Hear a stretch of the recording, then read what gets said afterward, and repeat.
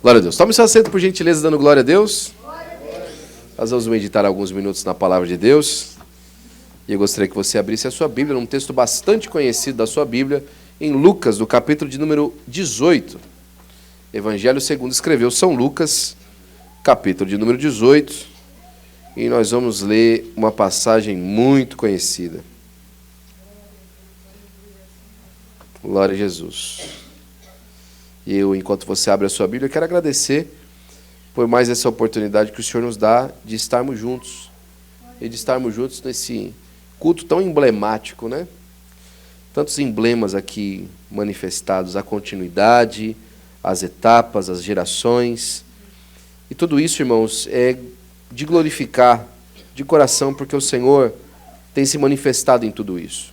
O grande evangelista John Wesley, ele falava assim, que Deus enterra os seus trabalhadores, mas o seu trabalho continua. E com isso ele queria dizer que a obra de Deus é geracional. Ela de geração em geração ela vai passando. São momentos de ascensão, são momentos de finalização, são momentos de transição, mas permanece para sempre. O Senhor permanece, Ele continua fazendo. E às vezes aquilo que Deus está fazendo, é aquele que, onde Ele está se manifestando, não é ainda aquilo que a gente está vendo de maneira clara. É às vezes aquilo que a gente ainda está percebendo. Tem um professor da faculdade que ele falou certa vez alguma coisa que eu achei muito interessante. Ele fala assim que nós vivemos tradição, as tradições que nós recebemos, as tradições de igreja, as tradições de trabalho, as tradições de modelo de culto, liturgia, mas conforme o tempo vai passando, nós também vamos tradicionando. Nós também vamos movendo, fazendo tradições. Através daquilo que Deus faz na nossa vida. Através daquilo que Deus faz na nossa vida, as coisas que Deus quer fazer no futuro vão tomando forma. E tudo isso é importante porque tem muito a ver com aquilo que Deus vai falar conosco nessa noite, em nome de Jesus. Amém? Versículo 32 do capítulo 18 diz assim a minha Bíblia e a sua também. Vamos ler a partir do 31? E tomando consigo os 12, capítulo 18, versículo 31 a partir. E tomando consigo os 12, disse-lhes, eis que subimos a Jerusalém, e se cumprirá no Filho do Homem tudo o que pelos profetas foi escrito. Pois há de ser que entregue aos gentios, e escarnecido, injuriado e cuspido, e havendo-o açoitado, o matarão, e ao terceiro dia ressuscitará. E eles nada disso entendiam. Vou repetir para você. E eles nada disso entendiam. E esta palavra lhes era encoberta, não percebendo o que lhes dizia. Versículo 35. E acontecendo que, chegando ele perto de Jericó, estava um cego assentado junto do caminho. E ouvindo passar a multidão, perguntou o que era aquilo. E disseram que Jesus, o Nazareno, passava. Então clamou dizendo, Jesus, filho de Davi, tem misericórdia de mim. Glória a Deus. Que passagem conhecida. Jesus, filho de Davi, tem misericórdia de mim. Mas é interessante que Lucas ele mostra aqui 3 origens que Jesus era conhecido. Ele apresenta que Jesus, chamando os 12 próximos dele, fala assim, olha, o Filho do Homem vai ser entregue. Essa origem, o Filho do Homem, era uma origem que dentro da temática profética, todo mundo sabia que o Filho do Homem se tratava do Messias. A origem em Deus. A origem da unção, da manifestação daquele que Deus envia como seu Filho para manifestar a salvação de Israel. O Filho de Deus. Quando Jesus chegou em Jericó, falaram assim, olha, Jesus o Nazareno, filho da pequena cidade de Nazaré, oriundo de uma cidade que não fazia diferença. Mas quando o cego ouve falar, chama ele de filho de Davi. Falando da sua linhagem real, que também remetia ao seu nome messiânico, mas agora numa linhagem humana. O Filho do Homem tinha uma linhagem divina, era desde os tempos da eternidade, e o Filho de Davi numa linhagem humana. A palavra que Deus colocou no meu coração hoje é bastante simples, mas ela tem muito a ver com aquele que é o tema do nosso culto hoje, ser amigo de Deus para sempre, friends forever. Eu fico feliz que você que está aqui com a gente, convidado hoje pela primeira vez, pela segunda vez, que você veio logo hoje no nosso culto de Friends Forever. Porque o culto esse culto que nós fazemos de convidar amigos, é porque nós convidamos os amigos ou convidamos as pessoas que nós temos interesse de que elas não sejam amigos da gente apenas nessa esfera da vida. Não apenas nesse conhecimento da vida, não apenas nesse particular da vida, mas para sempre, para todo sempre. Uma amizade que vai além aquilo que diz respeito à vida humana aqui, mas ela chega até a eternidade. E a leitura que a gente começa vendo fala que Jesus chama os seus discípulos em volta, a quem mais para frente no Evangelho de João ele chama de amigos, e começa a dizer para ele alguma coisa que estava reservado para si. E como todo bom amigo, é muito ruim quando a gente vê um amigo falando que alguma coisa ruim vai acontecer com ele, né? Nessa passagem, por exemplo, alguns textos mais para frente, quando Pedro ouve Jesus falar disso de novo, fala assim, Jesus, tem misericórdia de ti mesmo. Ou mesmo naquela leitura que nós lemos, quando ele fala que Jesus era o Filho do Deus vivo, Jesus fala assim, isso mesmo, e assim como a serpente foi erguida no deserto, também o Filho do Homem, isso vai acontecer comigo. Aí ele fala, não, Jesus, não vai acontecer isso com você não. Imagina. Aí Jesus tem que olhar para Pedro e falar assim, para trás de mim, Satanás. O outro Pedro, tá? Não esse aqui. Porque é muito interessante observar que nós gostamos que o nosso amigo passe por dificuldades. Nós não queremos que o nosso amigo custe alguma coisa para ele, né? Quando a gente pede um favor, é assim ou não é? Olha, me ajuda com isso aqui, se não for muito problema para você, se não for te ocupar muito, se não for te causar um transtorno muito grande, você pode me ajudar com isso ou com aquilo, ou você pode fazer isso aqui para mim ou aquilo outro. É verdade ou não é? A gente busca fazer com que a vida dos nossos amigos ela seja agradável, ela seja positiva, né? Ninguém acorda de manhã e fala assim, eu quero fazer raiva para um amigo, né? Bom, tem gente que... Mas ninguém acorda de manhã e fala assim, eu quero fazer raiva para um amigo, eu quero fazer um amigo sofrer, né?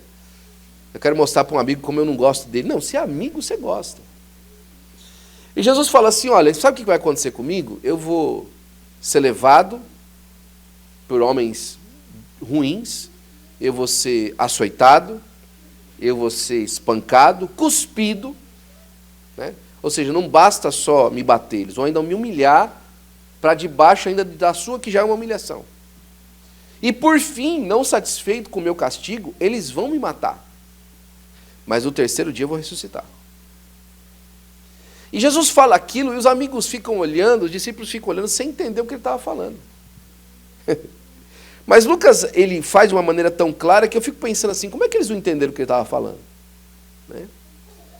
É porque quando o amigo fala alguma coisa difícil que vai acontecer, para a gente não faz sentido.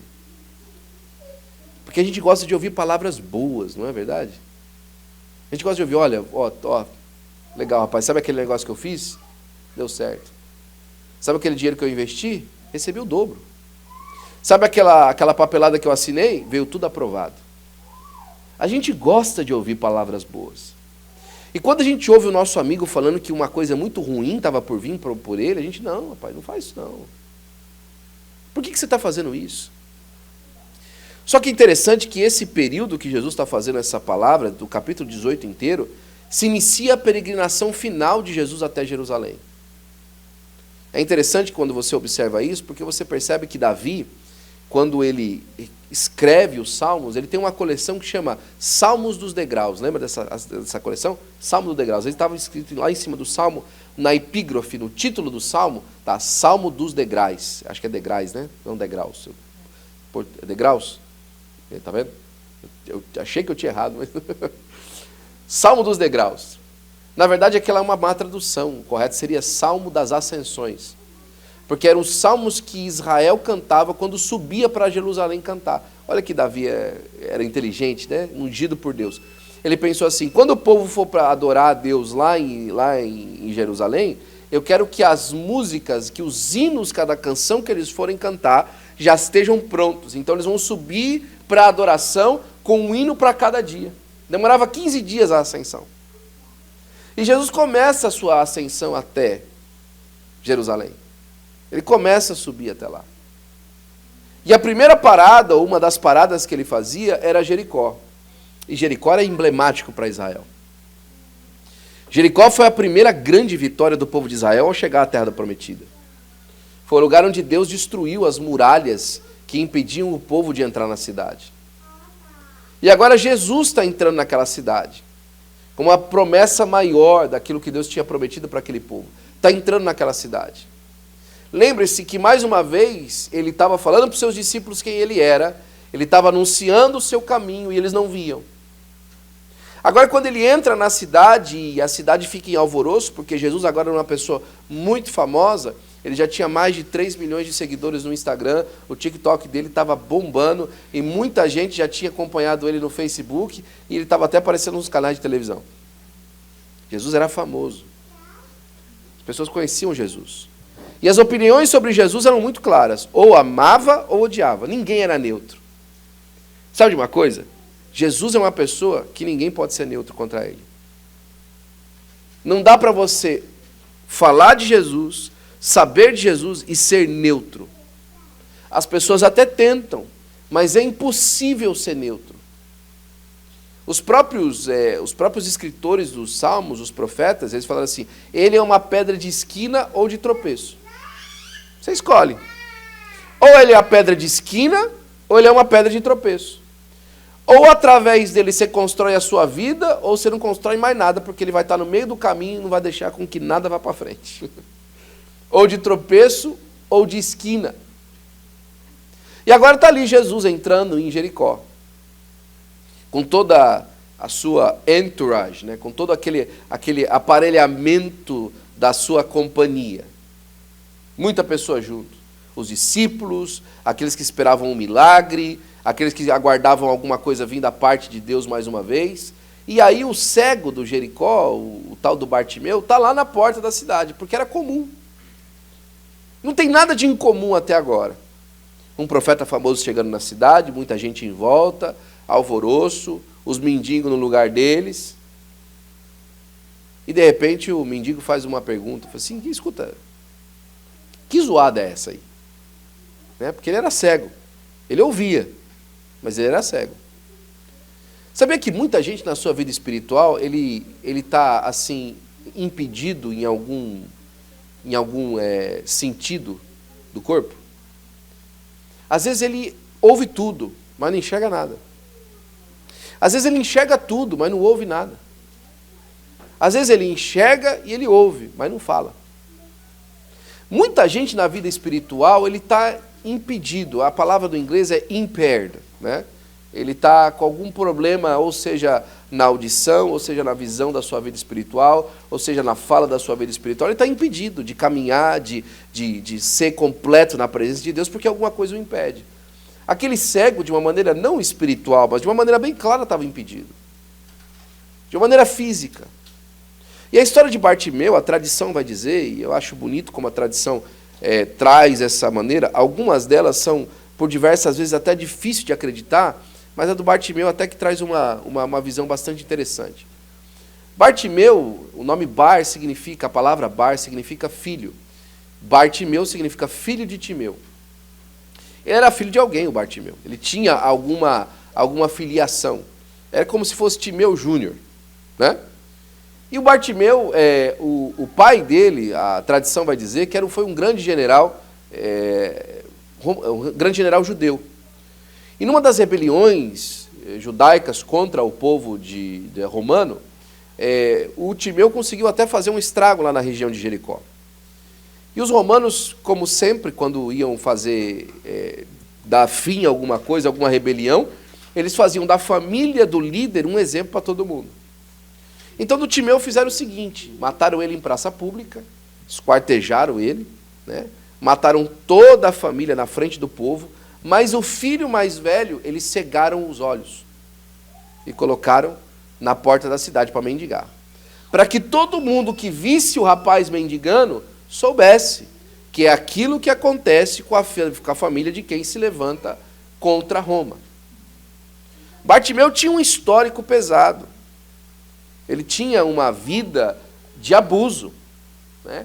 Com muita gente que chega até aqui, esse país, que vem de uma caminhada de abuso, que vem carregado por os problemas que trouxe até aqui, que vem arrastando, às vezes, pedras, às vezes, correntes, que há muitos anos vem trazendo problema para a pessoa. Toda vez que alguma coisa acontece, a primeira memória que essa pessoa tem é, olha, isso aqui é porque aconteceu comigo no passado. Isso aqui é porque aconteceu comigo ali. E às vezes, todo mundo que se relaciona com essa pessoa facilmente descobre que a pessoa tem, como dizia a tia Cris, a esposa do Lopes, né? Tem algum issue, né? Issue, né? Que em inglês, né? Essa irmã tem algum issue. Não é issue, não, é issue. A pessoa tem algum problema, tem alguma situação que faz com que ela responda dessa maneira, com que ela haja dessa maneira, com que ela se manifeste dessa maneira. No caso do Bartimeu era claro. O problema dele é que ele havia sido cego por conta de uma coisa que talvez ele nem teve a chance de decidir a respeito do pai dele. Pela idade que ele tinha ali, era muito provável que quando aquilo aconteceu com ele, ele ainda era muito jovem. Não tinha idade nem para a guerra. Mas estava lá o Bartimeu, com a sua capa, e a capa era mais alguma coisa significativa, porque a capa representava como se fosse a licença de Roma para você mendigar na cidade. O mendigo ele tinha que usar aquela capa porque era como se fosse a licença de Roma para você mendigar. Sem a capa você não podia. E a capa é interessante porque ela não era simplesmente usada no ombro. É porque a pessoa que estava mendigando, ela colocava a capa por de cima dela, e a capa cobria toda ela, e ela só podia colocar a mão para fora da capa. Por quê? Para que ela não reconhecesse o benfeitor. E para que o benfeitor também, na sua obra, não houvesse um crédito direto com a pessoa. Ou seja, para que ninguém pudesse comprar um mendigo na informação. Esse cara sempre dá dinheiro para mim aqui e tal. Então a capa ficava por cima. Era uma maneira de você fazer aquilo que depois a mão direita não saiba o que a mão esquerda está fazendo, e vice-versa. A capa ficava por cima. E a pessoa mendigava com a mão para fora. Mas naquele dia, mais uma vez, e repito aqui pela terceira vez, o cego ouviu um negócio diferente da cidade, porque zoada tinha todo dia, mas aquele dia estava diferente. Irmão, informação, conversa, história tem todo dia, mas tem um dia que é diferente. Notícia, solução, olha, vai por aqui, vai por ali, tem todo dia, mas tem dia que é diferente. Tem dia que parece que o ouvido espiritual abre e fala assim, opa, isso aqui não é como das outras vezes. Essa história aqui não é como as outras, tem alguma coisa diferente nessa zoada lá fora. Tem alguma coisa diferente nessa movimentação que aconteceu. Tem alguma coisa diferente nesse sinal que apresentou. Eu conversava com o meu querido amigo Raudinei essa semana passada sobre sinais. E por diversas vezes nós somos místicos com sinais. Nós somos quase que esotéricos com sinais. Né? Não, se pular de um pé só a hora que entrar é porque... Não, irmão, calma. Mas se acontecer... Não, irmão, calma. Mas se a pessoa abrir assim com um sorriso, eu sei que é Deus. Mas se a pessoa chegar fechada, eu sei que está ruim. A gente monta cenários da nossa cabeça que muitas vezes são até esotéricos para que alguma coisa no nosso benefício aconteça. Mas tem dia, irmão, que quando acontece, a alma clama, tem alguma coisa diferente aí. Abre os ouvidos, abre os olhos, porque Deus está chegando para solucionar. E o Bartimeu perguntou, quem é que está aí? E as pessoas responderam, Jesus, o Filho de Deus que veio remir Israel. Não, Jesus o Nazareno. E a expressão nazarena para Jesus nunca foi positiva. Quando as pessoas apresentavam Jesus, o Nazareno, era sempre menosprezando a figura de Jesus. É claro que as pessoas eram conhecidas no passado pelo seu local de vinda, pelo seu local de origem. A cidade da pessoa, por diversas vezes, era usada como sobrenome. Mas Jesus já não estava mais radicado em Nazaré. Jesus estava radicado em Cafarnaum. Só que as pessoas continuavam apresentando ele como Jesus, o Nazareno. Ou então Jesus, o profeta. Mas quando o Nazareno era apresentado, era sempre de forma pejorativa. Jesus, o Nazareno. O Nazareno. Porque ele sendo Nazareno, significava que era aquela cidadezinha pequenininha, que não tinha nada. Quando Jesus entra, apresentam Jesus, o Nazareno. Mostrando a origem humilde de Jesus. Só que Bartimeu já tinha ouvido falar de Jesus.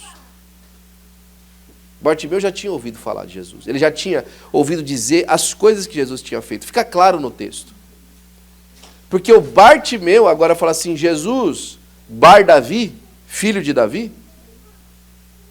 O filho de Timeu chama o filho de Davi, fala, tem misericórdia de mim. Olha que interessante isso. O Bartimeu, ele não quis saber como as pessoas estavam vendo Jesus. Ele não quis saber nem mesmo se Jesus estava num caminho próprio, pessoal, de uma coisa que ia acontecer para ele. Ele sabia que a chance de ter Jesus na frente dele era a única para a vida. Olha, Jesus está fazendo muita coisa na terra. Agora mesmo, eu acredito, digo eu, não o Senhor. Tá? Jesus está se preparando para voltar. O mundo está em polvorosa para isso. Se você acompanha as notícias, para de acompanhar, que está muito difícil. Se você não acompanha, não começa, porque agora é uma péssima hora para você começar. Mas o mundo está do avesso. O próprio país, eu não sei se você sabe, mas o próprio país está do avesso. Hoje um estado americano estava mandando tanque de guerra para a borda do seu próprio estado para combater o governo federal. Aqui. Eu não estou falando da Venezuela, não. Estou falando aqui. Lá no Oriente Médio, agora, o país se prepara para um confronto direto com o Irã. Israel está passando pela maior pressão que passou desde a sua fundação em 1948. O mundo está em polvorosa. A reunião das Nações Unidas está dizendo que até em fevereiro a Rússia vai atacar a Europa. O mundo está em polvorosa. E você se coloca no canto da parede e fala assim, o que é que Jesus vai fazer? Mas Jesus está dizendo assim, eis que venho cedo, com miríades e miríades dos meus anjos, para dar a cada um a paga segundo as suas obras. E aí você levanta a mão e fala assim, ora vem, Senhor Jesus, porque o mundo como está acontecendo e aquilo que está acontecendo. E aí a pessoa passa do lado quando ouve a polvorosa e fala assim, não, mas isso aí é o seguinte, é assim mesmo. Falando que as palavras do mesmo Jesus, que disse sobre guerras e rumores de guerras, é apenas mais uma parte da história. Ele é o Jesus o Nazareno.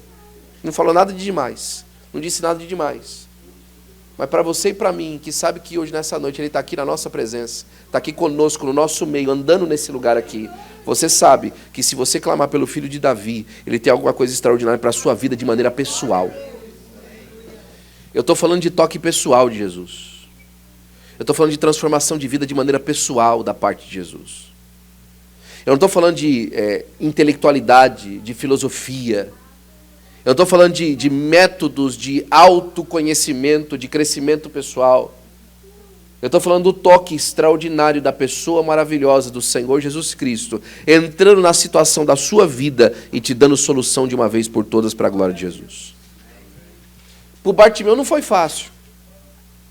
Porque Bartimeu ele tinha duas situações na frente dele. A primeira era a multidão, era muita gente. E a segunda eram os próprios discípulos. A primeira era a multidão, Jesus, filho de Davi, quieta, cego. Você está gritando, rapaz, está todo mundo gritando.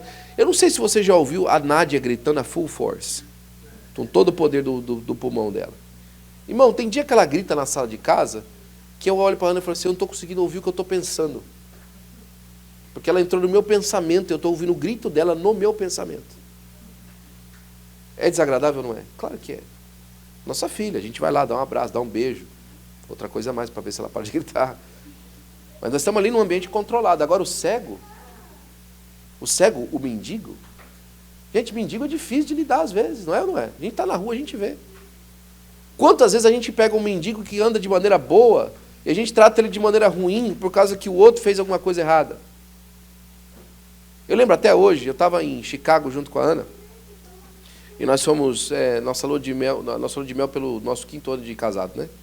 Nós fomos numa viagem para nosso 5º ano de casado, fomos viajar para Chicago, em dezembro, no friozinho. Fizemos uma viagem maravilhosa, foi muita bênção para nós. No último dia que a gente estava lá, eu ia para o culto, né? Porque crente é assim, ele está de férias, mas ele vai para o culto. E aí eu, arrastando a Ana para ir para o culto junto comigo, né? Porque quem recebeu a gente foi o pastor da igreja, eu queria muito amigo nosso, queria muito estar com ele lá no culto, e fui para o culto. Só que antes de ir para o culto, a gente passou numa loja para ela comprar alguma coisa para ela vestir para o culto, que ela queria com uma roupa nova, é claro. Está viajando, quer roupa nova, né? E a gente foi lá e estamos voltando para o hotel, para arrumar as coisas e poder ir para o culto. E na ida, eu vi um mendigo que estava diferente. Passava o pessoal na rua, ele, criança, fica na escola, senão você vai acabar igual eu. Eu falei, cara, esse mendigo é positivo, né? Mendigo diferente, né? Aí na volta, eu falei assim, a hora que eu passar aqui, eu vou ver se eu faço alguma coisa para ele comer e vou dar uma palavra para esse cara aqui. Né? Todo pastor, né? Vou dar uma palavra para esse mendigo aqui e vou mudar a vida dele hoje. Em nome de Jesus. A gente sempre quer, né, irmão, trazer uma palavra que muda a vida das pessoas, não é verdade? E aí eu estou passando ali de volta, tal, e ele olhou para mim, eu olhei para ele e falei assim, aí, meu amigo, quer comer alguma coisa? Ele falou assim, quero o número 8 aqui do Dunkin' Donuts, aqui do lado. Aqui, ó. Ok. Você está certo, né? Cara decidido, né? Aí eu olhei, entrei lá dentro, tá, olhei o número 8 e falei assim, rapaz, vou pegar um desse para mim também, tá gostoso. Bonito isso aí. E aí estou lá com a Ana ensaiando a minha palavra, né? Falei, olha, isso aqui vai resolver o problema da sua vida agora, na hora do café da manhã. Mas você precisa de pensar como é que você vai resolver sua vida de maneira melhor, né? E para isso eu tenho o evangelho para te apresentar. Ele vai resolver o seu... Já estou ensaiando, né? Vou entrar por aqui e tal, vou usar o pão para, né, dar todo um projeto de vida para ele, né? E aí eu cheguei de volta para ele com o meu saquinho na mão do lanchinho, né? E com um textinho ensaiado. Ó.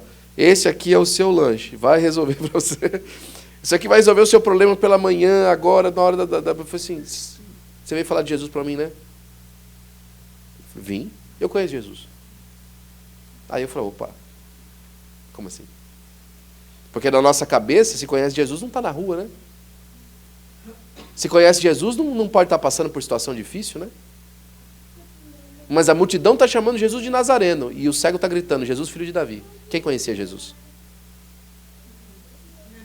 A multidão está falando assim, Jesus o Nazareno. Mas o cego está falando, Jesus, filho de Davi. Quem conhecia Jesus?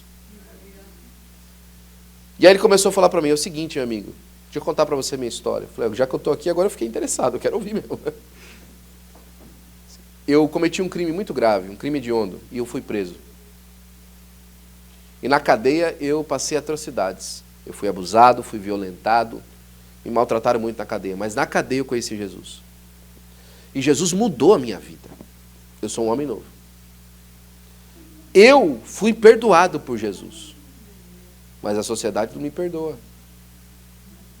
Toda vez que eu tento arrumar um trabalho, ninguém me dá trabalho. Porque eles pegam minha ficha corrida, pegam minha capivara, e a hora que eles veem o que eu fiz no passado, ninguém me dá emprego. Mas agora, por fim, meu amigo, você veio aqui orar por mim, mas é eu que vou orar por você.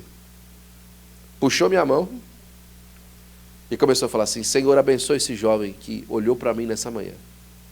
E fez umas orações mais poderosas que eu já ouvi a meu respeito. O mendigo orou por mim, no meio da rua de Chicago.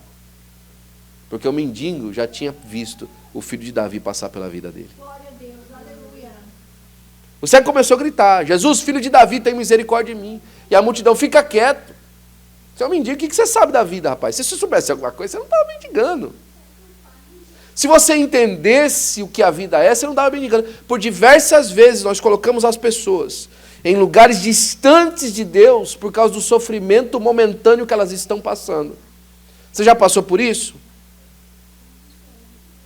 Você já passou por isso? Eu quero lembrar o senhor, se o senhor está passando por isso, o senhor e a senhora que está passando por isso, que os amigos de Jesus eram pescadores, eram pessoas simples, eram pessoas que estavam sofrendo, mas Jesus chegou para ser amigo deles na vida deles e mudou a vida deles para a glória do nome dele.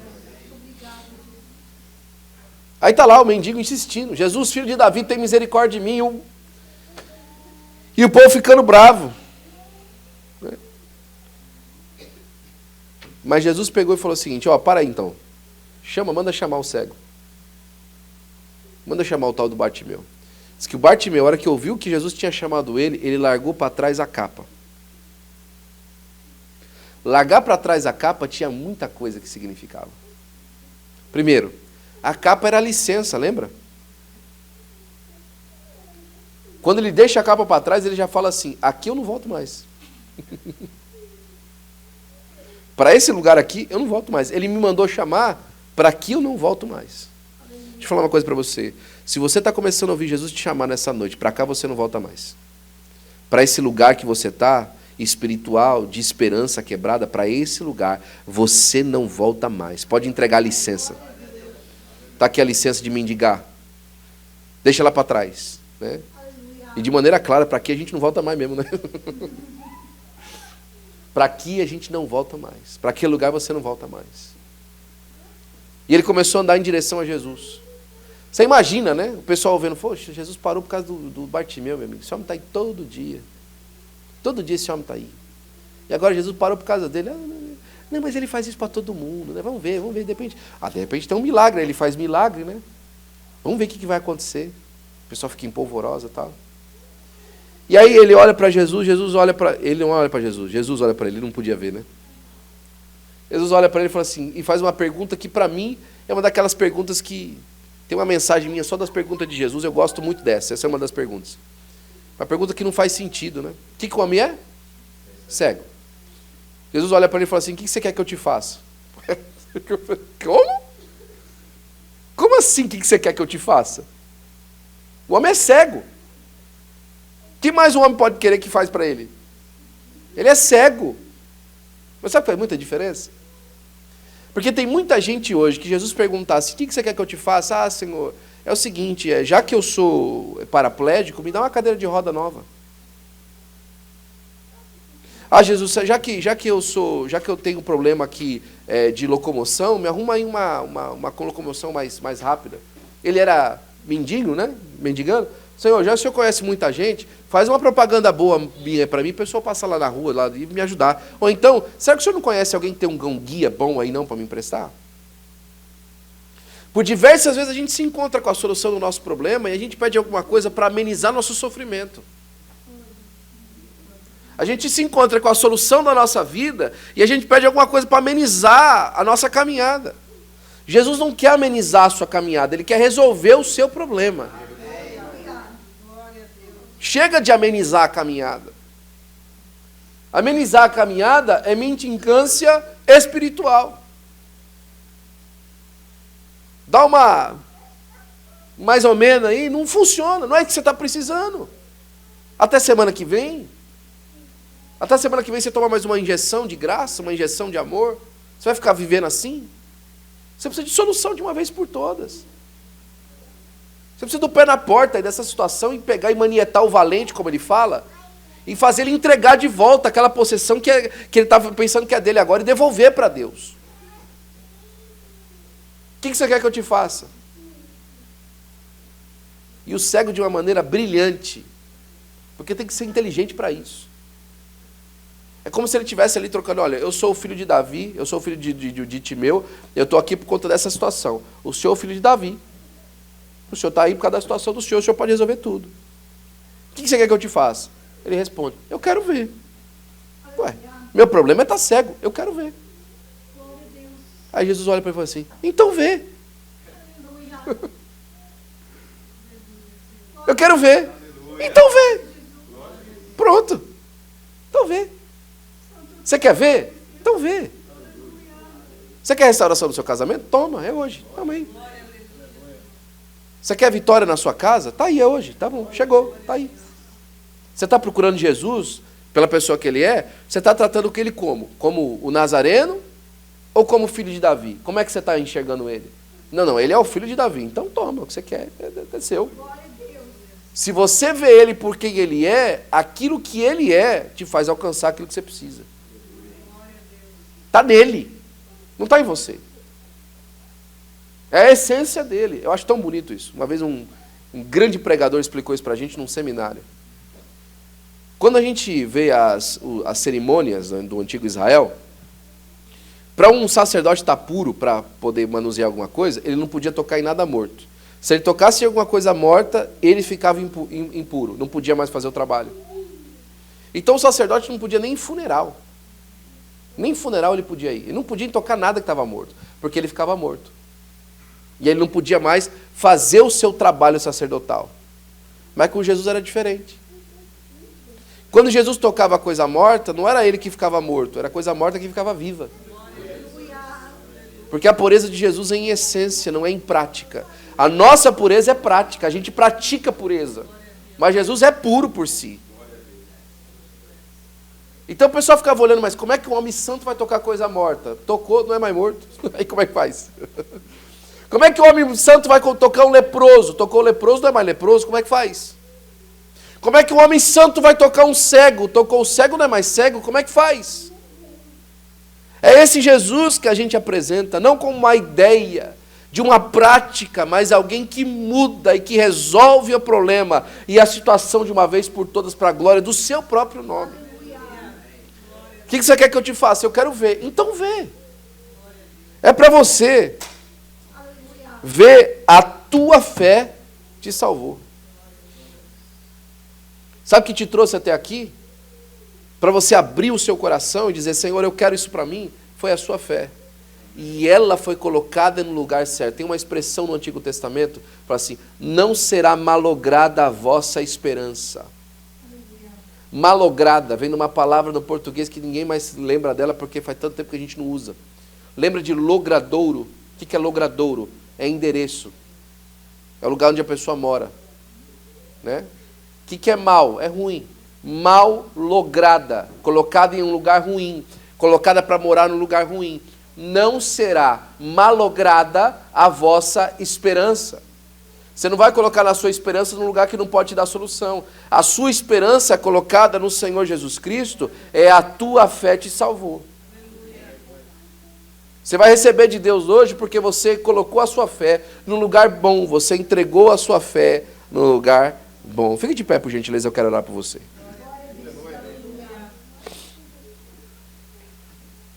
Jesus está no caminho do Calvário. Lembra disso que a gente começou falando sobre isso? Ele está saindo daquele lugar, passando por Jericó, a caminho de Jerusalém, onde ele vai ser entregue. Antes dessa entrega, ele ainda vai passar em Betânia para aquela festa, onde Lázaro, o ressurreto, vai estar lá. É aquela peregrinação final de Jesus que ele começou. É o stretch final. A parte final. Nós estamos na parte final. E nós estamos vendo Jesus manifestar os seus sinais na parte final.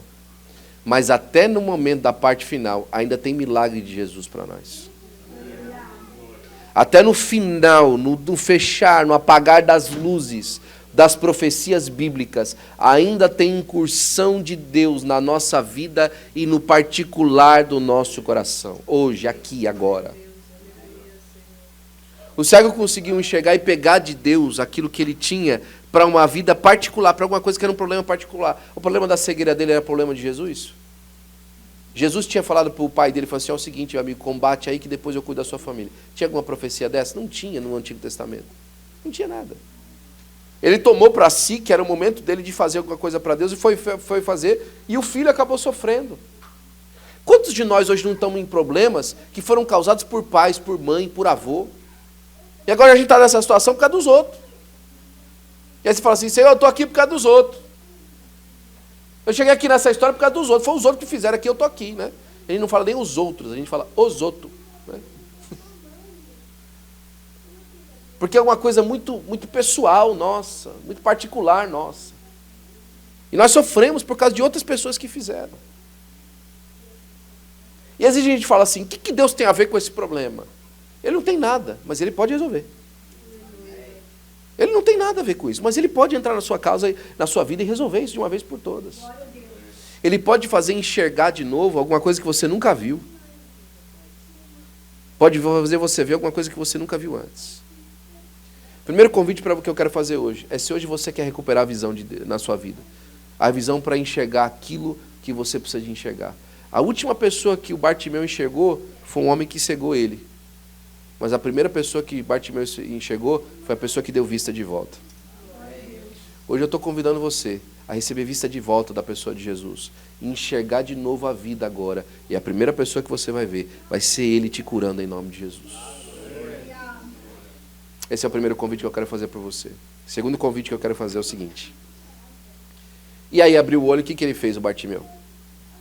Lembra que ele deixou a capa para trás? Mendigar ele não ia mais. Não dá mais para voltar para aquele lugar, irmão.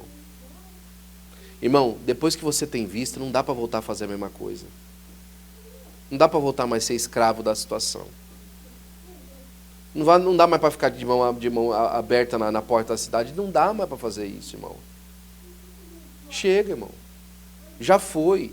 Esse tempo já foi, irmão. Tem uma novidade de vida para você agora.